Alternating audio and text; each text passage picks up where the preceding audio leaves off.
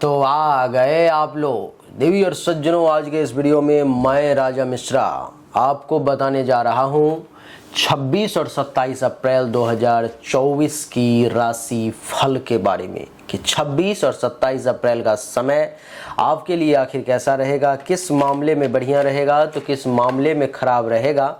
इसी विषय पर आज के इस वीडियो में हमारी जो चर्चा है वो होने जा रही है देवी और सज्जनों।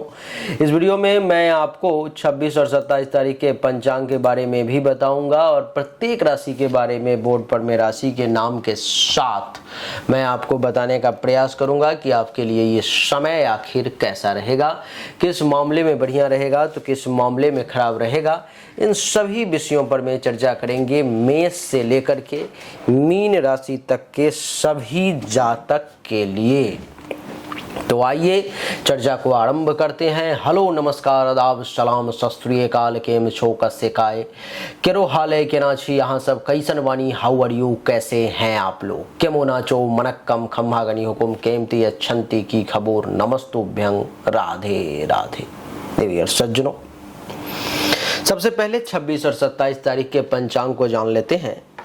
26 तारीख को द्वितीया तिथि शुक्रवार का दिन, चंद्रमा वृश्चिक राशि में, शुभ समय 11:52 AM से 12:45 PM तक का, और दिशा शूल पश्चिम दिशा की तरफ यानी कि पश्चिम दिशा की यात्रा आपको नहीं करनी है। 27 तारीख को तृतीया तिथि शनिवार का दिन, चंद्रमा वृश्चिक राशि में, शुभ समय अभिजीत मुहूर्त 11:52 AM से 12:45 PM तक का, राहुकाल 9:01 AM से 10:40 AM तक का। इसमें कोई काम नहीं करना है और दिशा शूल पूर्व दिशा की तरफ है यानी कि पूर्व दिशा की यात्रा जो है सो आपको नहीं करनी है, आपके लिए अच्छा नहीं है।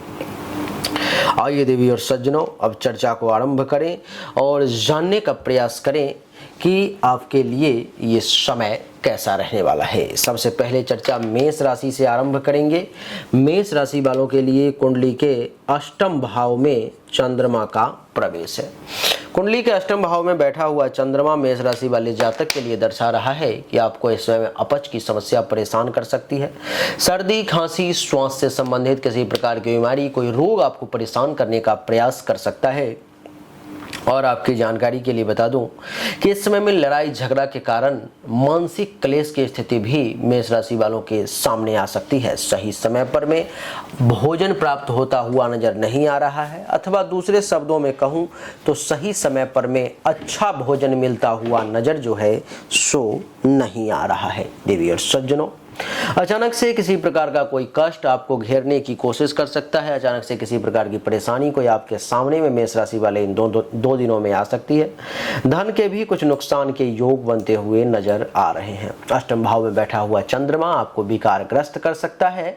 प्रमेह रोग के रोगी थोड़े से परेशान हो सकते हैं। काम वासना की अधिकता दिखाई दे रही है। बिजनेस व्यापार में भी कुछ लाभ निश्चित तौर पर मिलेगा। बोलने की आदत इस समय में थोड़ी सी ज्यादा रहेगी, लेकिन स्वाभिमानी बने रहेंगे। बंधन से दुखी हो सकते हैं एवं किसी व्यक्ति अथवा वस्तु से ईर्ष्या आपकी हो सकती है। मेष के बाद बात करेंगे देवी और सज्जनों वृषभ राशि की। वृषभ राशि वालों के लिए कुंडली के सप्तम भाव में बैठे हुए हैं चंद्र देवता। कुंडली के सप्तम भाव में चंद्र देवता का बैठना ये दर्शाता है कि इस समय में आपके दैनिक रोजगार जो है निश्चित तौर पर में अच्छे चलेंगे और आपको कहीं ना कहीं से धन धान्य संपत्ति प्राप्ति के भी अच्छे योग बनते हुए नजर आ रहे हैं। वृषभ राशि वाले जातक को काम और वासना की पूर्ति के भी योग दिखाई दे रहे हैं। सेक्सुअल सेटिस्फैक्शन की पूर्ति होगी। छोटी छोटी यात्राएं वृषभ राशि वाले की होंगी जो इस समय में लाभदायक साबित होंगी। आपको बता दूं कि वाणिज्य और व्यवसाय से भी आपको अच्छा खासा लाभ का योग है। उत्तम भोजन, क्षीर आदि पेय पदार्थ के साथ शयन सुख के प्राप्ति का भी योग बन रहा है। स्वास्थ्य भी आपका अच्छा रहेगा। वाहन और ख्याति की प्राप्ति के भी योग वृषभ राशि वाले जातक के लिए दिखाई दे रहे हैं। सप्तम भाव में बैठा हुआ चंद्रमा यह दर्शाता है कि वृषभ राशि वाले जातक इस समय में एक सभ्य व्यक्ति के तौर पे जाने जाएंगे। आपकी धैर्य इस समय में बहुत अच्छी होगी। एक लीडरशिप क्वालिटी आप में डेवलप होगी। एक अच्छे विचारक के तौर पर में भी वृषभ राशि वाले जाने जा सकते हैं। घर से छोड़ करके कहीं दूर जाने की इच्छा हो सकती है। जल यात्रा वगैरह करने का मन करेगा। थोड़ा सा वृषभ राशि वालों के मन में अहंकार, अभिमान की भावना जागृत हो सकती है। बिजनेस व्यापार अच्छा करेंगे। वकील वर्ग के लोगों के लिए यह समय बहुत बढ़िया है। आपकी कृति में वृद्धि होगी। शीतल स्वभाव रहेगा। स्फूर्तिवान आप बने रहेंगे। ऊर्जा की बहुत ज्यादा कमी महसूस वृषभ राशि वालों को भी नहीं होगी।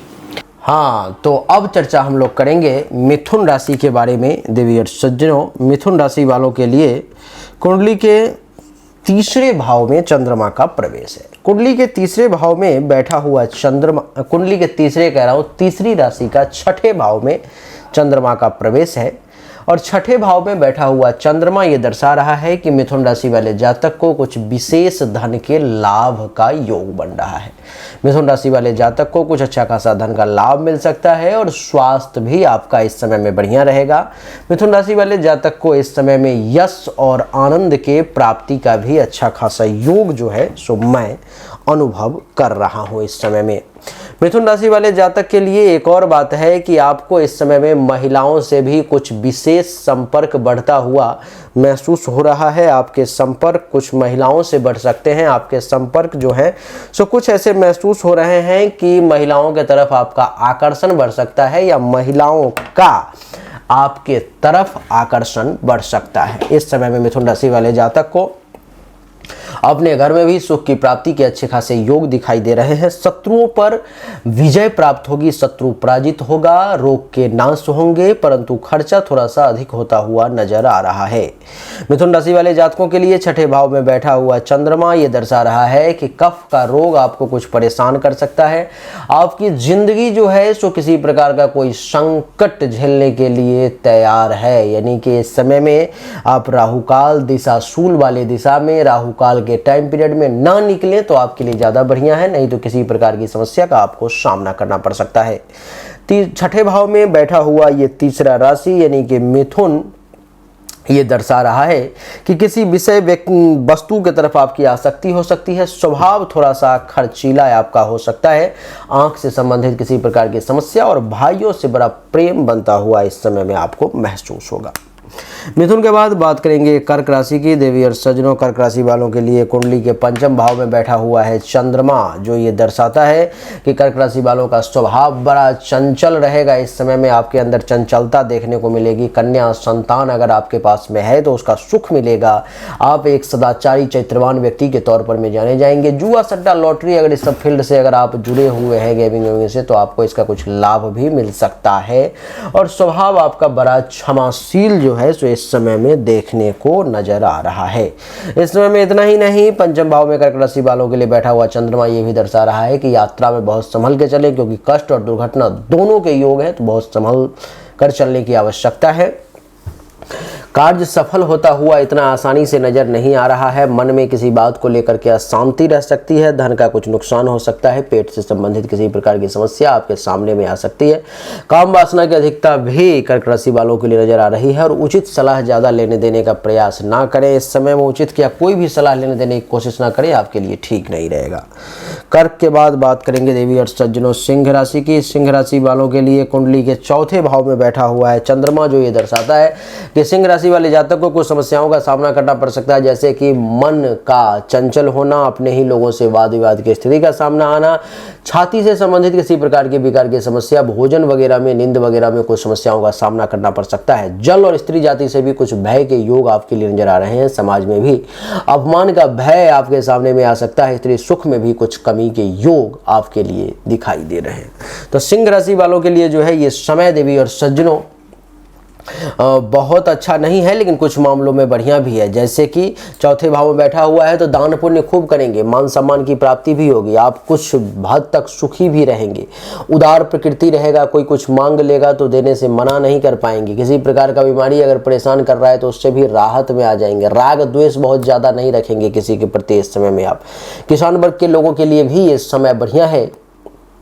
और जिसका विवाह हो चुका है उसको भाग्य का अच्छा खासा साथ मिलेगा। आप एक बुद्धिमान व्यक्ति के तौर पर में भी इस समय में सिंह राशि वाले जाने जाएंगे। सिंह के बाद बात करेंगे कन्या राशि की। देवी और सज्जनों, कन्या राशि वालों के लिए कुंडली के तीसरे भाव में बैठा हुआ है चंद्रमा। कुंडली के तीसरे भाव में बैठा हुआ चंद्रमा ये दर्शाता है कि आपको इस समय में स्वभाव आपका बड़ा प्रसन्नचित्त रहेगा। खूब प्रसन्न रहेंगे, तपस्वी बने रहेंगे, आस्तिक बने रहेंगे, ईश्वर में विश्वास रहेगा, भाषा बड़ी मीठी और मधुर रहेगी इस समय में आपको। कफ का रोग कुछ परेशान कर सकता है, और अगर आप किसी से प्रेम करते हैं तो उस मामले में भी आपका यह समय बहुत कमाल का है। धन की प्राप्ति के भी कुछ विशेष योग आपके लिए कन्या राशि वाले बन रहे हैं। वस्त्र आदि का भी अच्छा खासा सुख आपको मिलेगा, स्वास्थ्य भी ठीक रहेगा, शत्रुओं पर विजय हासिल करेंगे, मन प्रसन्न रहेगा, प्रेमी प्रेमिकाओं से भी सहवास का सुख आपको प्राप्त होगा, बंधुजनों से भी आपको लाभ मिलने की खूब संभावना है, व्यक्तियों से संपर्क बढ़ेगा और भाग्य में भी खूब वृद्धि के योग आपके लिए दिखाई दे रहे हैं। यानी कि कन्या राशि वालों के लिए जो ये समय है सो निश्चित तौर पर में खूब बढ़िया नजर आ रहा है। कन्या के बाद बात करेंगे तुला राशि की। तुला राशि वालों के लिए कुंडली के दूसरे भाव में बैठा हुआ ये चंद्रमा ये दर्शा रहा है देवी और सज्जनों कि आपको मानसिक असंतोष की स्थिति जो है सो सामने आ सकती है। मन इस समय में बहुत ज़्यादा संतुष्ट नहीं रहेगा। परिवार के लोगों के साथ संबंध बहुत अच्छे बनते हुए नजर नहीं आ रहे हैं। परिवार के लोगों के साथ संबंध में भी कुछ खराबी, कुछ गड़बड़ी देखने को मिलेगी। आंख से संबंधित किसी प्रकार की पीड़ा अथवा कोई अन्य पीड़ा भी आपको इस समय में परेशान कर सकती है। अच्छा भोजन और सुख में भी कुछ कमी के योग तुला राशि वालों के लिए बनते दिखाई दे रहे हैं। कार्य में भी असफलता के योग दिखाई दे रहे हैं। पाप कर्मों में प्रवृत्ति और विद्या में भी कुछ अरुचि की भावना जो है सो जागृत होती हुई नजर आ रही है।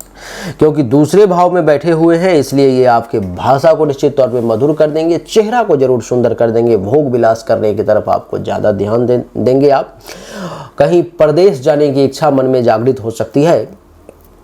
सहनशीलता आपके अंदर रहेगी, शांति प्रिय और भाग्यवान व्यक्ति के तौर पर में तुला राशि वाले इस समय में जाने जाएंगे। तुला के बाद बात करेंगे देवी और सज्जनों वृश्चिक राशि की। वृश्चिक राशि वालों के लिए कुंडली के प्रथम भाव में चंद्रमा का प्रवेश रहेगा। कुंडली के प्रथम भाव में चंद्रमा का प्रवेश जो है सो ये दर्शाता है कि आप एक काफ़ी बलवान व्यक्ति के तौर पर में इस समय में जाने जाएंगे। शरीर में ऊर्जा की कमी नहीं होगी। आप एक ऐश्वर्यशाली व्यक्ति के तौर पे जाने जाएंगे। आप काफ़ी सुखी व्यक्ति के तौर पे जाने जाएंगे। बिजनेस व्यवसाय निश्चित तौर पर में बढ़िया करेंगे। आप गायन वादन के क्षेत्र में भी आपका खूब इंटरेस्ट इस समय में जागृत होगा, लेकिन थोड़ा सा शरीर आलसी हो सकता है, भारी हो सकता है, जो कि ठीक नहीं है। इस समय में आपको सुख और आनंद दोनों की प्राप्ति का योग बन रहा है। किसी प्रकार के रोग से आप अगर परेशान हैं तो उससे बहुत ज़्यादा राहत मिल सकती है। इस समय में उत्तम भोजन प्राप्ति का योग है। वस्त्र और शैया सुख की भी प्राप्ति होगी। जीवन साथी के साथ संभोग का अवसर भी प्राप्त होगा। उपहार और धन प्राप्ति के भी विशेष योग आपके लिए नजर आ रहे हैं। तो देवी और सज्जनों वृश्चिक राशि वालों के लिए ये समय निश्चित तौर पर में बहुत ही कमाल का रहने वाला है। वृश्चिक के बाद बात करेंगे देवी और सज्जनों धनु राशि की। धनु राशि वालों के लिए कुंडली के 12वें भाव में बैठे हुए हैं चंद्रमा। कुंडली के 12वें भाव में बैठा हुआ चंद्रमा ये दर्शा रहा है कि शारीरिक तौर पर में किसी प्रकार का कोई कष्ट, कोई परेशानी आपके सामने में आ सकती है। विशेष करके आंखों के रोग आपको परेशान कर सकते हैं। धन और मानहानि के भी योग दिखाई दे रहे हैं। संतान का सहयोग थोड़ा सा कम मिलता हुआ नजर आ रहा है धनु राशि वालों को। इस समय में आपको मानसिक चिंताएं कुछ परेशान कर सकती है। खर्चा अधिक होता हुआ नजर आ रहा है और अपनी शक्ति का दुरुपयोग भी वृश्चिक राशि धनु राशि वाले इस समय में आप करते हुए नजर आ रहे हैं। धनु राशि वालों के लिए 12वें भाव में बैठा हुआ चंद्रमा ये भी दर्शा रहा है देवी और सज्जनों की आंख से संबंधित किसी प्रकार की समस्या आपके सामने में आ सकती है। स्वभाव थोड़ा सा चंचल हो सकता है। कफ का रोग आपको परेशान कर सकता है। गुस्सा ज़्यादा कर सकते हैं। एकांत प्रिय व्यक्ति के तौर पर में आप जाने जा सकते हैं। चिंतनशील बने रहेंगे, मृदुभाषी कहलाएंगे और खर्चा अधिक इस समय में आपका होगा।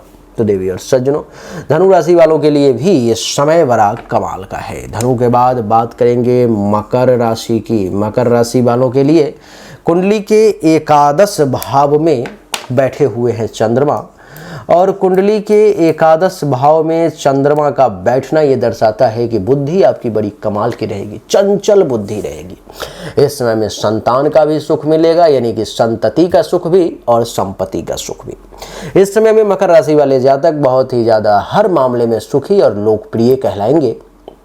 मकर राशि वाले जातक को इस समय में यश में वृद्धि होगी। जिंदगी पर किसी प्रकार का कोई संकट भी आने वाला होगा तो उससे आपके सुरक्षा का योग बनता हुआ नजर आ रहा है। आपकी जानकारी के लिए बता दूं, मकर राशि वाले इस समय मीटिंग वगैरह खूब हो सकता है, आपका प्रदेश जाने की इच्छा हो सकती है, और जिस कार्य को करना है आप चाह रहे हैं अथवा जिस कार्य को आप करते हैं उसमें आप एक एक्सपर्ट व्यक्ति के तौर पर में जाने जाएंगे। तो मकर राशि वालों के लिए ये समय जो है निश्चित तौर पर में बहुत अच्छा नजर आ रहा है।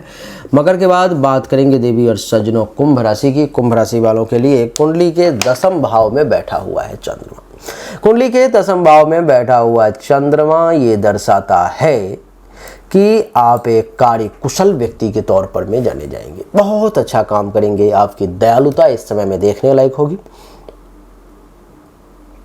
बुद्धि बहुत ही ज़्यादा निर्मल रहेगी, बहुत पवित्र बुद्धि के आप मालिक होंगे। बिजनेस व्यापार निश्चित तौर पे बढ़िया चला पाएंगे। कार्य क्षेत्र में बहुत एक्सपर्ट अपने आप में आप महसूस करेंगे। आपके सुख में वृद्धि होगी, यश में वृद्धि होगी। अपने कुल खानदान के लिए कुछ ऐसा काम आप कर रहे होंगे जिससे आपको कुल दीपक का श्रेणी भी मिल सकता है। संतोषी कहलाएंगे, लोक हितैषी कहलाएंगे। मान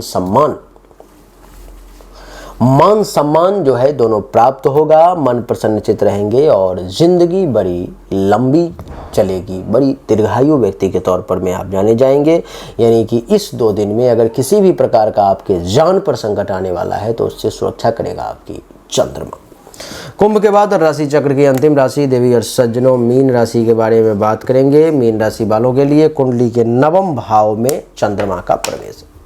कुंडली के 9वें भाव में बैठा हुआ चंद्रमा ये दर्शाता है कि इस समय में आपको संतान का अच्छा खासा सुख मिलेगा और संपत्ति का भी सुख प्राप्त होगा। धर्म के पथ पर चल के धर्मात्मा कहलाएंगे, अच्छा कार्य करेंगे। प्रवास प्रिय भी आप जो है सो कहलाएंगे, प्रवास प्रिय। देवी और सज्जनों आपकी जानकारी के लिए बता दूं कि कुंडली के 9वें भाव में बैठा हुआ चंद्रमा ये भी दर्शाता है कि आपके न्याय व्यवस्था बहुत अच्छी रहेगी। इस समय में न्याय के पक्ष में आप रहेंगे।